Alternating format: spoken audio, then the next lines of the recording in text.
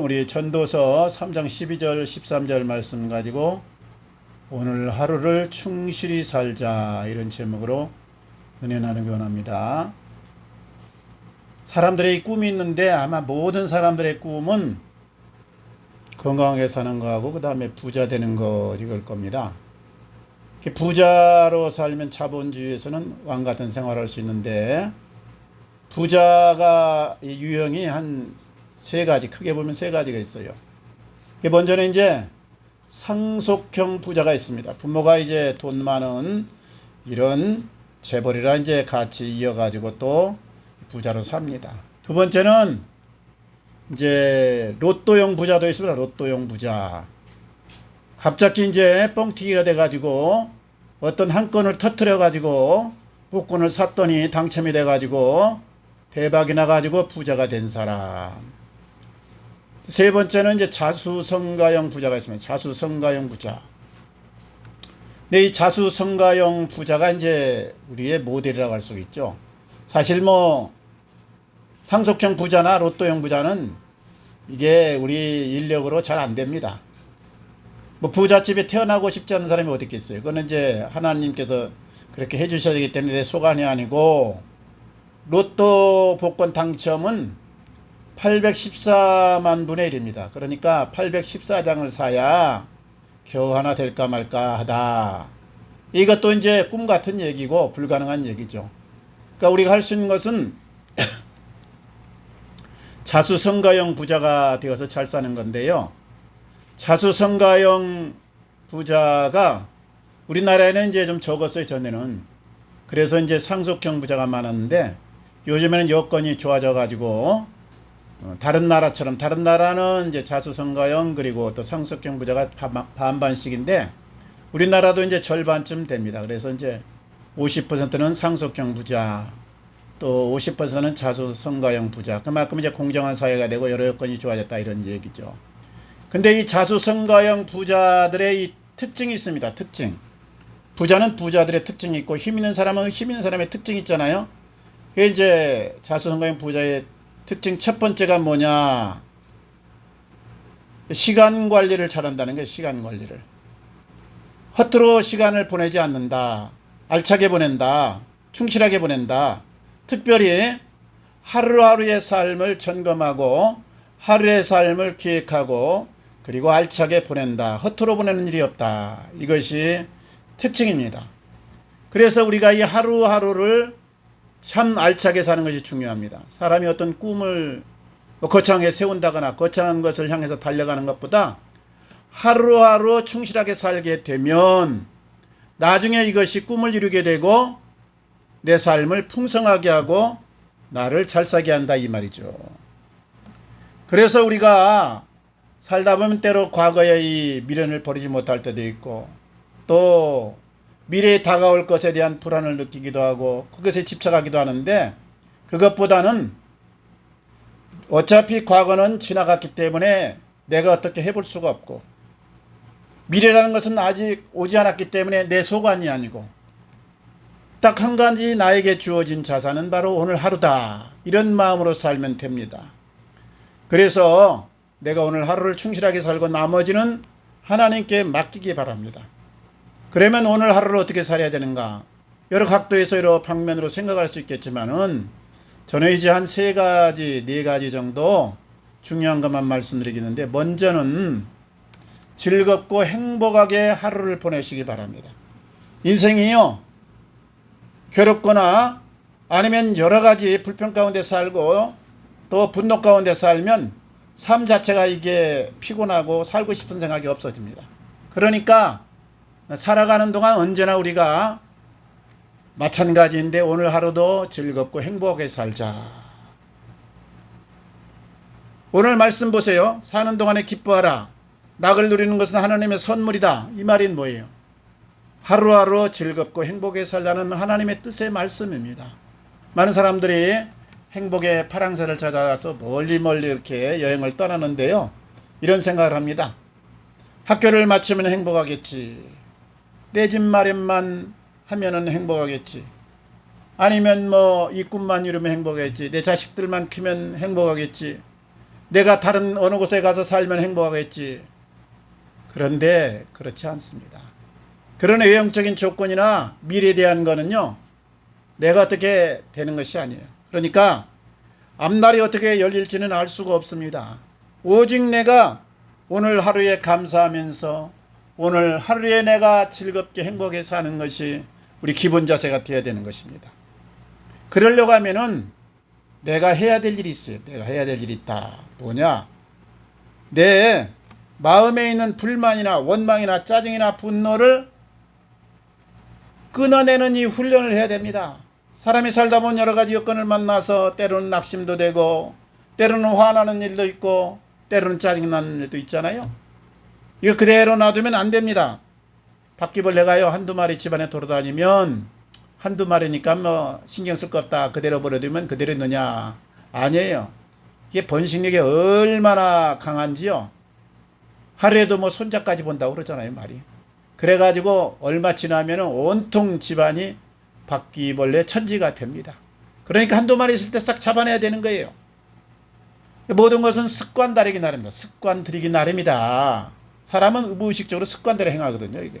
그러니까요 우리가 불만이 나고 또 원망이 되고 짜증이 되고 분노가 나면은 이걸 그대로 놔두면 안 되는 거예요. 자꾸 새끼를 치는 겁니다.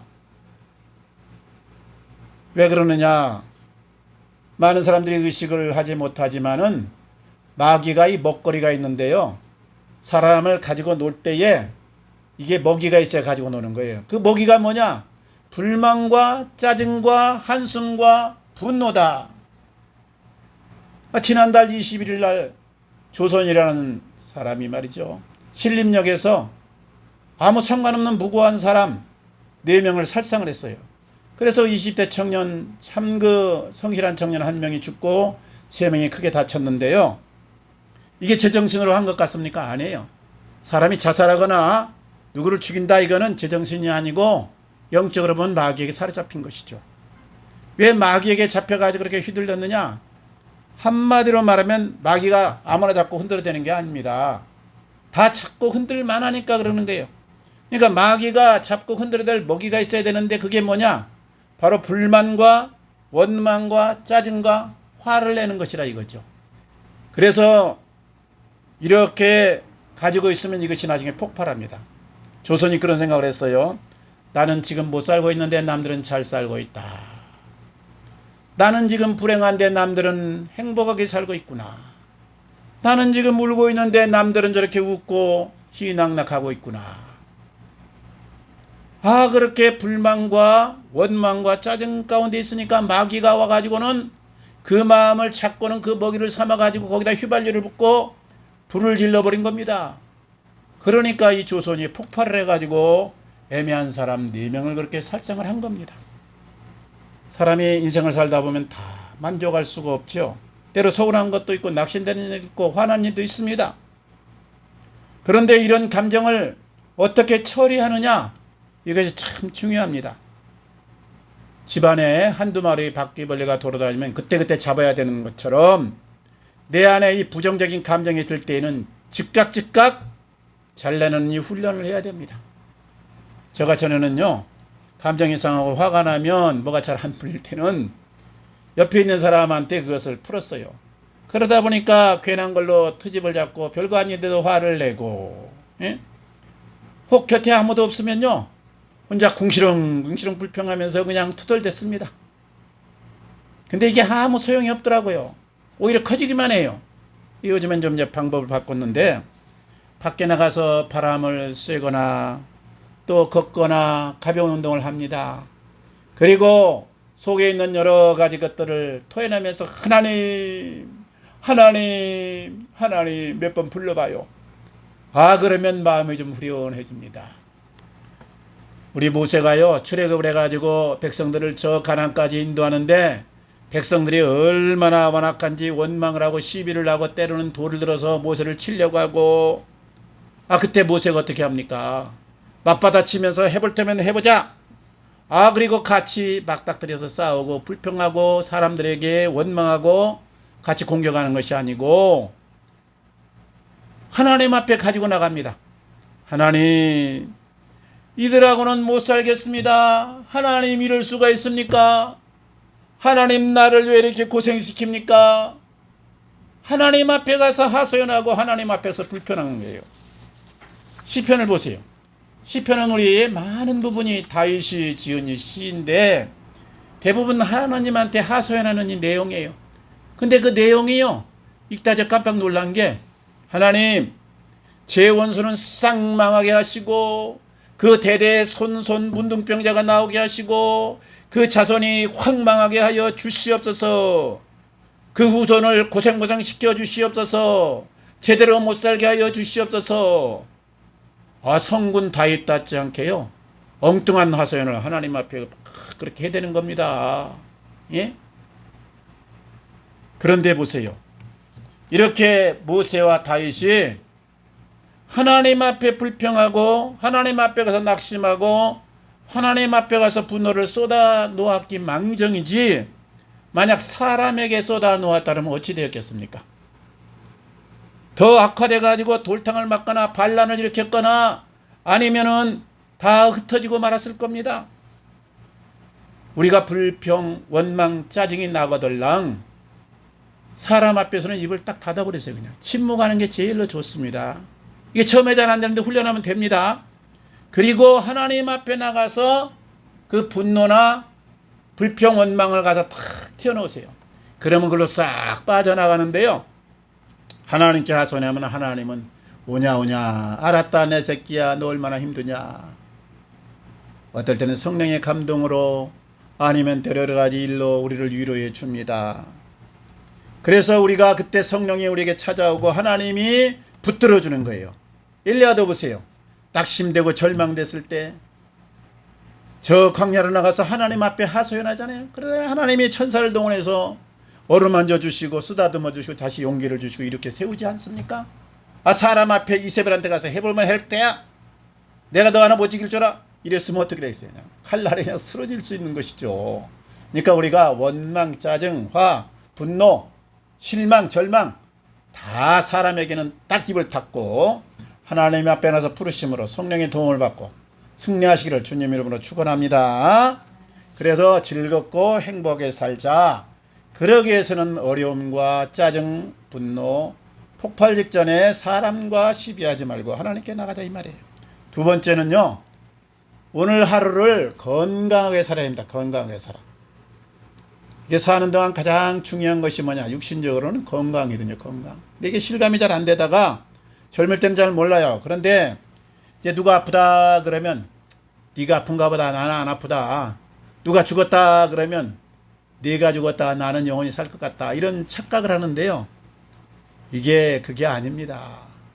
우리나라 수명이요, 지금 남자는 이제 한참 올라가서 81.3세, 여자는 88.5세. 그러니까 우리나라 평균 수명이 지금 85세. 참 장수 국가입니다. 일본, 스위스, 그 다음 세 번째가 우리나라예요. 조금 몇 년만 지나면 우리나라가 세계 이제 1위 장수국이라고 하는데, 그러니까 평균 수명은 85세인데 건강 수명은 뭐냐? 71.3세. 그러니까 대략적으로요 14년 동안을 골골골 요양원이나 다른 사람의 수발을 받아가면서 살다가 떠난다는 말입니다. 사실 의료기의 도움을 받거나 다른 사람의 수발을 받아서 누워서 생명을 부지하는 것은 산다는 의미가 없는 것이죠. 우리가 사람이 죽게 될 때는 딱 두 가지 원인 때문에 죽는데, 하나는 사고로 갑자기 죽거나 아니면 몸이 아파가지고 비실비실하다가 나중에 이제 기력이 세서 죽는 거거든요. 그러니까 이거 갑자기 사고로 죽는 것은 어쩔 수가 없는 거예요. 이게 여러 가지 천재지변도 많고 사고도 많고 돌출 변수가 많아가지고 어쩔 수 없지만, 우리가 건강하게 살다가 팔팔하게 살다가 떠나야 되는데, 그러려고 하면은 어떻게 해야 되느냐? 딱 한 가지밖에 없어요. 내가 내 몸을 관리해야 되는 겁니다. 관리해야 된다. 타고나는 선천적인 이 약간 체질이 있는데 이게 보통 20% 30%, 후천적인 관리가 80%. 그러니까 어떻게 관리 잘하면 건강하게 팔팔하게 살다 가는 것이고, 관리 못하면 어느 날 요양원 가거나 아니면 다른 사람의 수발을 받으면서 의료기의 도움을 받아서 비실비하다. 그 모양새 안 좋지 않습니까? 그러니까 우리가 몸 관리해야 되는데, 어떤 분은 이런 생각을 해요. 우리가 예수 믿고 하나님 하서는 신앙이기 때문에 하나님이 모든 것을 관할하신다. 그래서 믿음이 너무 좋아가지고 살고 죽는 건 하나님 손에 달렸다. 아프고 안 아픈 것도 하나님 손에 달렸다. 그래가지고는 사명 있으면 죽고 사명 끝나면 가는 거다. 그래서 내가 할 일을 방치하고 자꾸 하나님한테 떠넘기는데요. 그래갖고 나중에 죽을 병에 걸리면 그때서 하나님 살려주세요 울고불고 떼쓰면서 금식을 하는데, 그러면 하나님 입장에서 내가 가만히 생각해보면 상당히 하나님이 곤란하실 것 같아요. 그러니까 하나님도 내가 할 것을 내가 할 때 도와줍니다. 근데 내가 할 것을 안 하면 어떻게 해요? 결국 어쩔 수 없이 데려가실 수밖에 없는 것이죠. 내가 할 일이 뭐냐? 아주 간단한 기본 원리만 지키면 되는 거예요. 몸에 좋은 것하고 몸에 나쁜 것 하지 말자. 근데 구체적으로 보면 네 가지만 잘하면 돼요. 꼭 지켜요. 오늘 하루를 꼭 이렇게 살기 바랍니다. 매일매일 식사할 때 입에 좋은 건 먹고 입에 나쁜 거는 자제하자. 그리고 하루에 꼭 운동을 하자. 하루 1시간 이상 운동하세요. 저 평균 하루에 3만 보고 씁니다. 운동 3시간 정도 합니다. 일하는 것까지 합치면 한 7, 8시간씩 하는 거죠. 건강이라는 거는 후천적인 요인이 아주 80%라니까. 그러니까 꼭 운동하세요. 운동. 그냥 피곤하다고 누워있거나 앉아있지 말고 자꾸 움직여. 움직이면 살고 누워있으면 죽는다. 움직이지 않으면 죽는다. 이게 철칙입니다. 철칙. 그 다음에 하루하루의 피로는 그날 풀어주고 늘 긍정적인 마음으로 즐겁게 살아가자. 우울하지 말자 이거죠. 그리고 마지막 4번째는 1년에 한 번 정도는 정기검진을 받자. 우리 황은서 전사님 알지만 갑작기에 암이라든가 알지 못한 병이 올 수 있잖아요. 그러니까 미리미리 대비를 해서 더 늦기 전에, 암도 3기, 4기로 넘어가면 힘듭니다. 이게 1기, 2기 초기 때 잡아야 이게 해결할 수 있는 거잖아요. 그러니까 미리미리 정기검사를 받자. 우리 하루하루 몸 관리 잘 하시면서 건강하게 사시면서 알찬 열매를 맺어 가시기를 주님 이름으로 축원합니다. 이제 3번째 우리가 해야 되는, 첫째는 즐겁고 행복하게 살자. 2번째는 건강하게 관리하면서 살자. 3번째는 하루를 알차게 살자. 하루하루 그저 무사히 지낸 것, 그리고 버틴 걸로 만족하지 말고 좀 더 상승 곡선을 그리면서 알차게 열매를 맺어가면서 산 것으로 우리가 기뻐하시기 바랍니다. 성공의 7계단이라는 책이 있어요. 이거 외국인이 지으신 건데, 이건 뭐냐? 자수성가한 사람들, 상위 1%까지 올라간 자수성가한 사람들 300명을 가지고 그들의 그 특성을 이렇게 요약한 책인데요. 그렇게만 살면 누구나 그 7계단을 거쳐서 마침내 상위 1%에 오르는 멋진 인생을 살 수 있다. 이런 내용입니다. 근데 그 첫 번째 단계가 뭐냐? 배움이에요. 배움. 2번째 단계는 모든 환경이나 여건에 대해서 긍정적으로 해석한다 이거예요. 그러니까 공부를 안 하면 인생을 잘 살 수가 없는 것이죠. 바로 이 공부하고 배우는 것, 그리고 모든 상황이나 여건을 긍정적으로 소화해낸 능력이 우리 인생을 성공하는 첫 번째 기초고 첫 번째 계단이다 이 말이에요. 우리 사회라는 건 그냥 있는 것이 아니고 늘 유기체처럼 변화를 합니다. 변화를 해. 그러므로 새 것들이 자꾸 생겨나는 것이니까 자꾸 새 것에 익숙하고 새 것에 적응하면서 가야 됩니다. 반대로 말하면 내가 배우지 않으면 어떻게 되겠어요? 뒤로 처지거나 도태되는 겁니다. 우리가 지금 얼마나 좋은 시대에 살고 있어요. 열린 사회 아닙니까? 그리고 정보화 시대, 지식의 홍수 시대에 살고 있잖아요. 그러니까 제대로 마음만 먹으면 우리가 잘 살 수 있고 건강하게 살 수 있고 멋지게 살 수 있고 훌륭하게 살 수 있다는 말이에요. 옛날 50년 전 100년 전은 이게 인습이나 굴레에 의해 가지고 이게 제대로 안 됐는데 지금 우리 사는 너무너무 좋아요. 마음만 먹고 내가 공부하겠다고 생각만 하면 잘 살 수 있는 방법, 부자 되는 길, 건강하게 사는 법, 훌륭한 인생으로 사는 법 다 있습니다. 이게 공부를 해야 된다 이거예요. 제가 공부 안 할 때는 그런 생각을 했어요. 야 60 넘어갖고 무슨 공부냐, 70대 가지고 뭐 공부하면서 뭐 또 배우냐, 그대로 살다 갔지. 그런데요 공부를 해보니까 그게 아니더라고. 공부할 게 너무너무 많은 거예요. 너무너무 많은 거. 우리가 하루에요 딴 거 다 쓸데없는 거 다 치워버려. 쓸데없는 거 치워야 새 것이 들어오거든요. 그러니까 쓸데없는 거 치워버리고 뭐만 하냐, 일하고 그 다음에 운동하고 공부하고 이거 일하고 운동하고 몸 단련하고 공부하자. 적어도 하루에 2~4시간 하자. 한 서너 시간 많게 할 때는 8시간 9시간 하는데요. 자꾸 배우면 그것이 어느 땐가 나를 변화시키고 내 습관이 바뀌고 내가 하나님 기뻐하는 그런 모습으로 점차 인격도 그렇고 모든 행동이 말투가 바뀝니다. 바뀌어. 그러니까 공부해야 된다. 공부. 사람을 만날 때도 그냥 허투루 만나지 말고 전에는 그냥 무슨 맛있는 거 먹으려고 노가리 피려고 만났는데 지금은 아니야. 아, 배워야겠다. 이 사람을 통해서 뭐를 배울 거 있나. 그런 의식을 가지고 만납니다. 적어도요. 우리 24시간 중에서 한 2~3시간은 공부에 투자하세요. 그러면 인생이 바뀝니다. 그래서 직장을 다녀도 그렇고 사업을 해도 그렇고 설교를 해도 그렇고 하나님 뜻을 전해도 그렇고 사랑을 실천해도 그렇고 인생을 살리는 것도 그렇고 그냥 주묵구구식으로 하지 말고요. 공부하면서 그 주어진 여건에 맞춰서 세밀하게 맞춰가지고 시대에 맞게 사람에게 맞춰서 해나가시기 바랍니다. 그러면 우리가 좋은 열매를 거둘 수가 있는 거예요. 이게 공부해야 된다. 그리고 마지막에는 하루를 잘 마무리해야 됩니다. 하루를 잘 마무리해야 돼요. 우리는 하루를 어떻게 시작하고 하루를 어떻게 마감합니까? 저는 아침 4시에 눈을 뜨면 하루를 주신 하나님께 감사하면서 가볍게 몸을 풉니다. 그리고 세면을 하고 물을 한 잔 마시고 일기장에다가 오늘 날씨를 적으면서 오늘 뭐를 해야 되는가 대략적으로 생각을 해봅니다. 그리고 하루 일과가 끝나면 오늘을 돌아보면서 일기를 쓰고 잠자리에 듭니다. 매일매일 우리가 하루를 시작할 때 준비하고 마칠 때 점검하면서 할 수 있으면 얼마나 좋겠어요. 하루를 열면서 내가 오늘 무엇을 할까 대략적으로 생각해보고 하루를 마치면 오늘 나는 즐겁고 보람되게 알찬 하루를 보냈는가, 오늘 하나님이 주신 시간과 돈과 에너지를 허투루 낭비한 것은 없는가, 나는 오늘도 하나님 주신 양심대로 선과 사랑을 따라 살았는가. 이렇게 점검하면서 조용히 하나님께 기도하고 하나님 음성을 들어보세요. 그때 하나님의 칭찬과 위로와 격려가 들려오는가, 아니면 하나님의 안타까움과 책망의 음성이 전해오는가. 우리 날마다 이렇게 하루를 잘 열고 잘 마무리하셔서 알찬 하루를 지내시고 우리 하루를 마감할 때 하나님의 칭찬과 위로와 격려를 듣는 우리 귀한 성도님들 되시기를 바랍니다.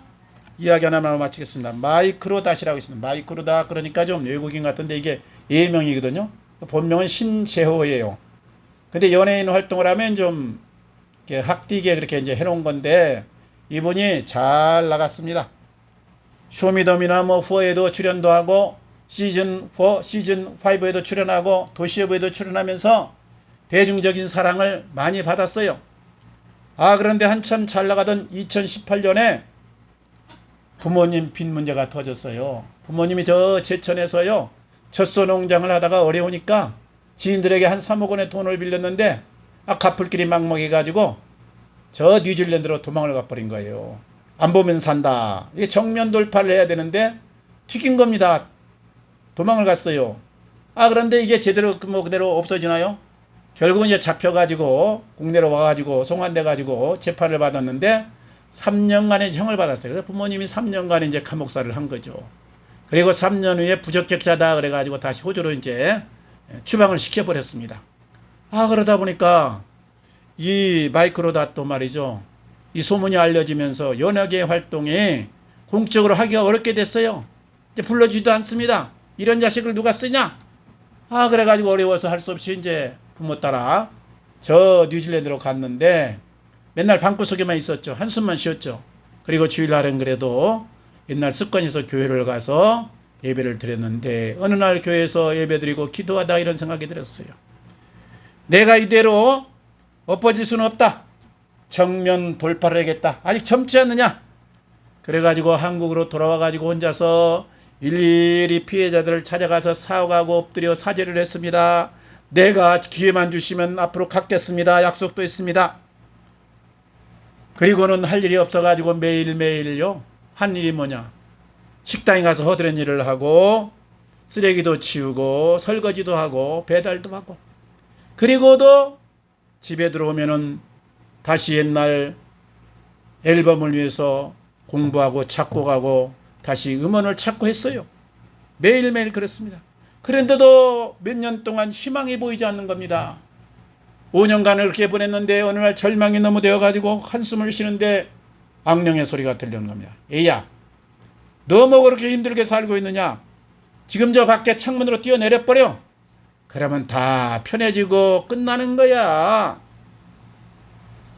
그래서 이제 창가로 가서 뛰어내리려고 했는데 밖을 보니까 자기 집 앞이 바로 공원 앞에 있는데 어떤 할아버지 한 분이 손자, 손녀 한 명씩을 데리고 의자에 앉아서 자기 집 창문을 바라보고 있는 겁니다. 약간 뜨끔했어요. 야, 내가 지금 뛰어내려면 나는 끝나겠지만 저 아이들에게는 평생 트라우마가 되겠다. 가는 마당까지 남의 마음을 후벼파고 갈 수는 없지 않은가. 그래가지고 잠시 중단하고 방구석에 엎드렸는데 너무나 막 신세한 다니면서 막 통곡이 나오고 불평이 나오고 그러다가 엉엉 울면서 나중에는 회개가 나왔습니다. 그렇게 3시간 동안요 기도를 했더니 마음이 좀 진정이 되는 거예요. 다음날 또 창문을 열고 보니까 할아버지가 의자에 앉아 있는데 손자 손녀가 없는 거예요. 그래서 나가서 할아버지 어젯밤에 있었던 손자 손녀는 어디다 두고 혼자 오셨어요? 그랬더니 할아버지가 나 손자 손녀 없는데 어제도 혼자 왔었는데 그래서 그런 생각을 해서 할아버지가 나이가 드셨고 치매인가 잊어버리셨는가 기억이 안 나시는가. 내 할머니가 또 오는 거죠. 할머니 손자 손녀는 어디로 갔어요? 우리는 원래 손자 손녀가 없어. 우리 할아버지하고 나하고 둘만 살아. 그때 깨달음이었습니다. 하나님이 나를 사랑하셔서 천군 천사를 보내셔가지고 아이들을 보게 했구나. 하나님이 나를 살리려고 이렇게 배려하셨구나. 너무 감동이 되어서 그때부터 매일매일 하나님을 찬양하고 기도하면서 지냈습니다. 그렇게 힘든 5년의 세월이 흘렀어요. 얼마 전에 센세이션이라는 음원을 다시 발표할 수 있는 기회가 왔습니다. 그리고 지난 8월 10일에는 영국 잼버리 팀에서 공연을 초청을 했어.